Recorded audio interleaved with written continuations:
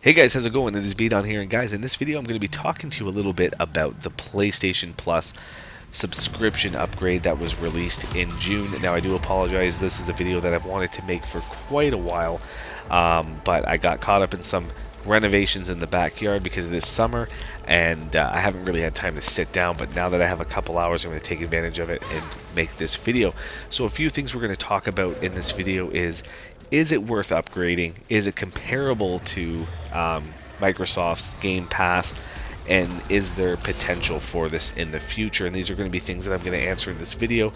And the first thing I'm going to start off with is saying they are comparable, but they are very different. And the reason why they are is because Xbox has been around a lot longer with their Game Pass, right?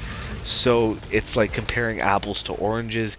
Xbox Game Pass is going to have a more sophisticated library. They have access to day one title downloads, whereas PlayStation Plus's program is in its infancy, so it's not quite there. But do I see potential for it? Absolutely. I'm also going to talk a little bit on who I think is going to benefit from this the most right now, and who I think should wait. So if you're somebody like me who has a lot of games that they haven't been able to have time to play, then I think this is definitely something that you should upgrade to now. Now, whether or not you upgrade to extra or premium is going to totally depend on the types of games you want access to. But for me personally, when they dropped the new program, they allowed me to upgrade to premium for $54 or extra for $30. So basically, they took the amount that you've already paid for your essential program, which is your original PlayStation Plus, and then you're just paying the difference to upgrade for the remainder of your subscription, which I thought was pretty cool. So for me, for 280 days, I had to pay $50, and I thought to myself, you know what? Why not? That's the price of less than the game, and I'm going to get access to all these titles that I haven't played. For example, what you're watching right now is my gameplay from Returnal. This is a game that's on sale in the PlayStation Store in Canada, where I'm from, for $89.99. So for me, downloading this game has already made my upgrade worth it. Okay, I've been playing this game for hours. I'm very close to beating it. The fact that they've implemented the online mode has made the replayability a lot more. As well as I've not played Spider-Man Miles Morales, I've not played Guardians of the Galaxy, and I've not had the opportunity to play the expansion for Uncharted 4, which is The Lost Legacy. And these are all games that are available in the Extra or the PlayStation Plus Premium package. So again, who's going to benefit the most out of this right now is people who haven't had the opportunity to play a lot of these games. Death Stranding is another one I haven't had an option to play or time to play, and it is available in this catalog. So again, there's another game that I'm going to be able to play.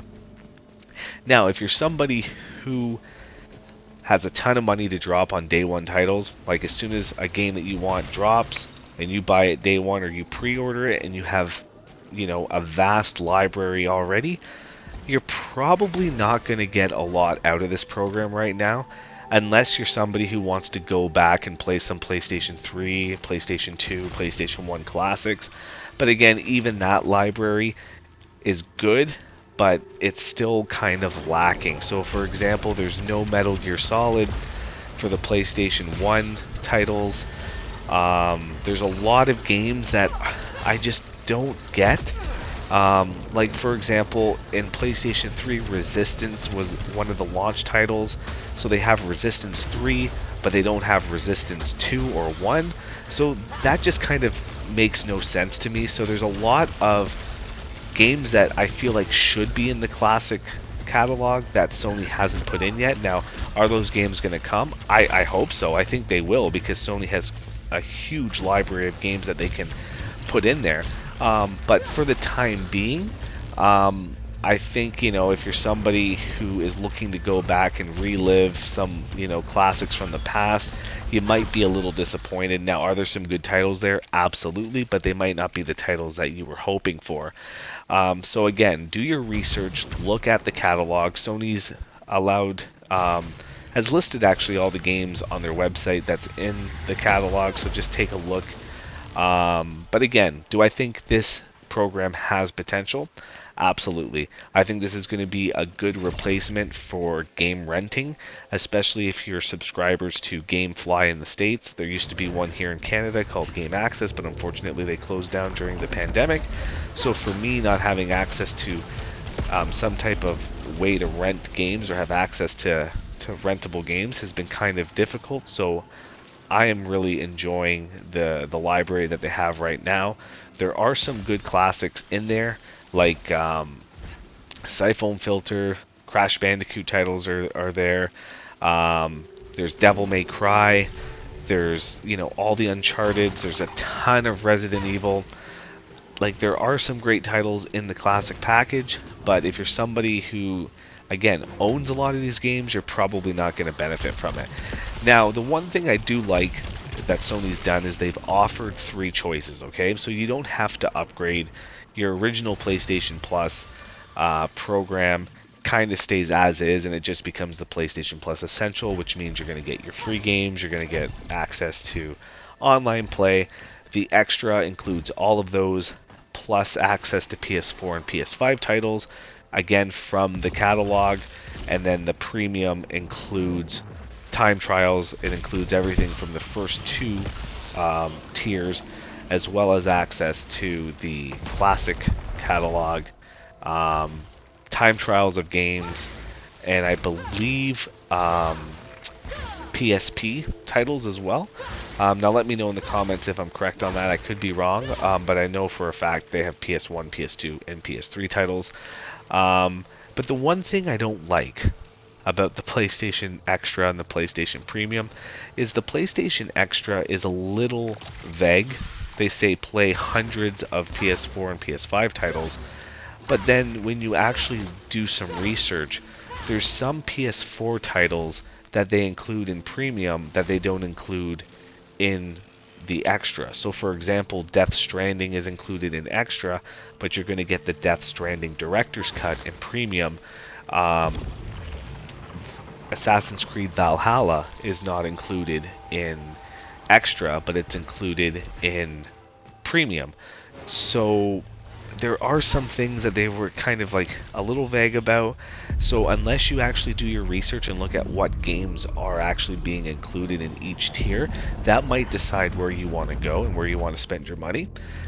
So for example, also too, like if you go to the classic catalog, they'll have PS3 games, but they'll be the PS4 remastered version. So Bioshock 1 and 2 are the remastered versions. They're not the original versions. Mafia 1 and 2 are the PS4 remastered, which you only get in Premium, but you get Mafia 3 and Extra. So you're going to have to do your research and look at what games are in each tier and each catalog so that you can put your money to good use. Now, there's a lot of people kind of giving this not good reviews. I think it really just comes down to how much you game, how much you're willing to spend, and again, if you've played these games or not. So for me personally, dropping the $54 to upgrade for the next 280 days was worth it for me just in this game alone, because I've never played it, just like I didn't play Spider-Man Miles Morales and a few of the other titles mentioned before. But if you're somebody who has played all of these and you're looking to kind of go back and play some classics, just do your research and look at what games are being offered, just so you're not disappointed, okay? But at the end of the day, do I think this has a lot of potential? Absolutely, and I'm super, super excited to see where this goes from here. Let me know what you think in the comment section below. Again, if you're curious about how much it costs to do Premium, in the United States, Premium is $119 for the year, and in Canada it is $139 for the year. So again, 119 in the States for the year and 139 for the year in Canada. Let me know what you guys think, if you're enjoying it, if you're not enjoying it, and what you hope to see. And again guys, you can only go up from here, so give this a year or two and I bet we'll be kind of comparable to Xbox Game Pass, and we'll have a lot more access to games. So have a good one guys, let me know what you think, leave a like, and I'll see you in the next video. Take care.